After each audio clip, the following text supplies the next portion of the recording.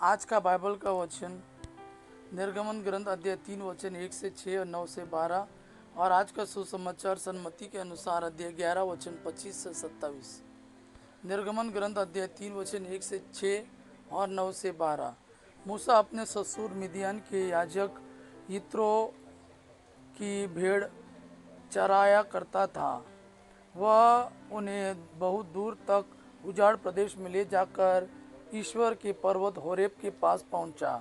वहां उसे झाड़ी के बीच में से निकलती हुई आग की लपट के रूप में प्रभु का दूत दिखाई दिया।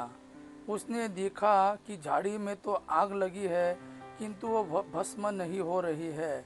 मूसा ने मन ही में कहा कि यह अनोखी बात निकट से देखने जाऊंगा और यह पता लगाऊंगा कि झाड़ी भस्म क्यों नहीं हो रही है।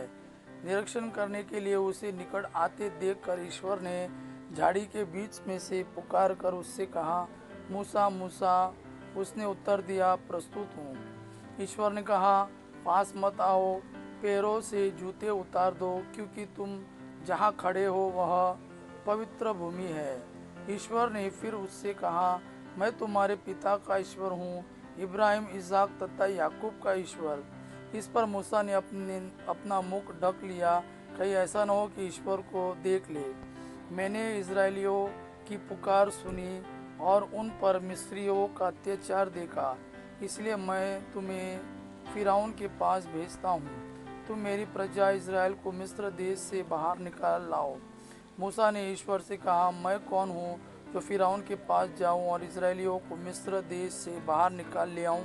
ईश्वर ने उत्तर दिया, मैं तुम्हारे साथ रहूँगा, मैंने तुमको भेजा है। तुम्हारे लिए इसका प्रमाण यह होगा कि जब तुम इजराइल को मिस्र से निकाल लाओगे तो तुम लोग इस पर्वत पर प्रभु की आराधना करोगे। आज का सुसमाचार सन्मति के अनुसार अध्याय 11 वचन 25 से 27।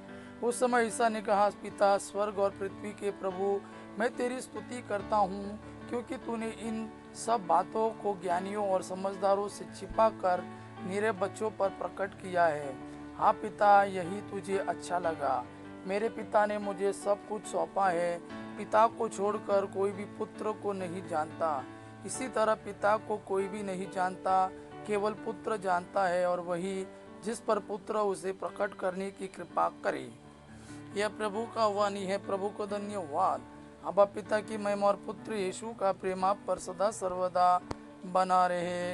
आमीन।